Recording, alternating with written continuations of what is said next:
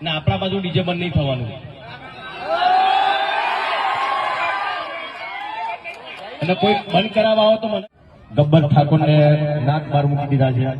એમને કંઈક ડીજે કર્યું હતું એમાં. તો જ્યારે ઠાકોર સમાજનું સંમેલન હતું સેક્ટર 11માં, ત્યારે પણ હું ડીજેમાં કદી ગાતો નહીં. કમલેશભાઈ તમને ખબર છે, અશોકભાઈ તમને ખબર છે, રોહિતભાઈ તમને ખબર છે. મેં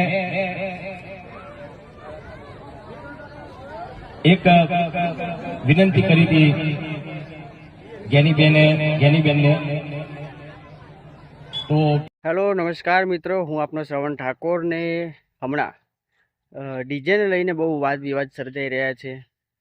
હમણાં અત્યારે તાજેતરમાં આપણા ગુજરાતના કલાકાર ગબ્બર ઠાકોર અને અર્જુન ઠાકોરને પણ સમાજ બહાર કરવામાં આવ્યા છે. અને એને લઈને વિક્રમભાઈ ઠાકોરનું પણ એક નિવેદન આવ્યું છે. એ નિવેદન શું છે એ સાંભળો, અને પછી હું તમને જણાવું કે આના વિશે શું કરવું જોઈએ, શું ના કરવું જોઈએ. પહેલાં એ વિક્રમ ઠાકોરનું શું નિવેદન છે એ આપણે સાંભળી લઈએ, અને પછી જાણીએ કે આના વિશે શું ચર્ચા કરવી જોઈએ, અને બંધારણમાં કયા કયા કાયદાઓ ખોટા છે ને કયા બરાબર છે. એના વિશે આપણે પછી ચર્ચા કરીશું. પહેલાં એકવાર આ નિવેદન સાંભળી લો. ગબ્બર ઠાકોરને નાક બાર મૂકી દીધા છે. એમને કંઈક ડીજે કર્યું હતું એમાં. તો જ્યારે ઠાકોર સમાજનું સંમેલન હતું સેક્ટર 11માં, ત્યારે પણ હું ડીજેમાં કદી ગાતો નહીં. કમલેશભાઈ તમને ખબર છે, અશોકભાઈ તમને ખબર છે, રોહિતભાઈ તમને ખબર છે. મેં એક વિનંતી કરી હતી જ્ઞાનીબેનને. તો જ્ઞાનીબેન એવું કહેતા હતા કે ભાઈ મેં બંધારણ નહીં ઘડ્યું, પણ બોલ્યા તો તમે ને પેલા આગળ તો તમે આવ્યા હતા ને, તમે બોલ્યા હતા ને.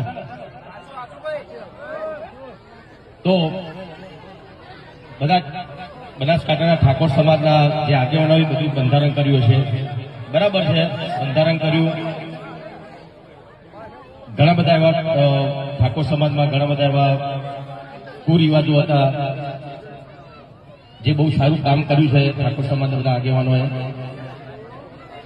પણ એના લીધે ડીજેના જે કલાકારો હતા બનાસકાંઠામાં બિચારા ઘેર બેસી ગયા. અને જે આગેવાનો બંધારણ કર્યું એ લોકોને ખબર નહીં ડીજે એટલે હું. ખબર છે કમલેશભાઈ? ના ના એવું કહેતા હતા કે ડીજે વગાડશો એટલે બધા ભેગા થશે, નાચશે, કુશે, દારૂ પીશે ને ઝઘડા થશે. એવું જરૂરી નહીં. કોઈ ઢોલ વગાડતો તો દારૂ પીનારો પીવાનો જ છે, ઝઘડા કરનારો ઝઘડો કરવાનો જ છે. તો ડીજે બંધ થવાથી સમાજમાં સુધારો આવશે એ વસ્તુ ખોટી છે. જે ડીજે બંધ થશે ને એ રીતે ઘણા બધા કલાકારોના બિચારા એ લોકોનો રોજગાર બંધ થઈ ગયો છે. એ લોકોને ખબર નહીં પડતી. એ બધા મોટા માણસો છે, મોટા માણસો એટલે ડીજેની એમને ખબર નહીં પડતી. લોકો વીગો ગેરવી રાખીને ડીજે લાયા હતા, એ લોકો ઘેર બેસી રહ્યા બિચારા. એક ડીજેમાં 15 કલાકારો કામ કરતા હોય, એવા બનાસકાંઠામાં કેટલા ડીજે છે? તો એક ડીજેમાં 15 કલાકારો કામ કરતા હોય તો કેટલા કલાકારો બીજા ત્યાં બે ઘર એમને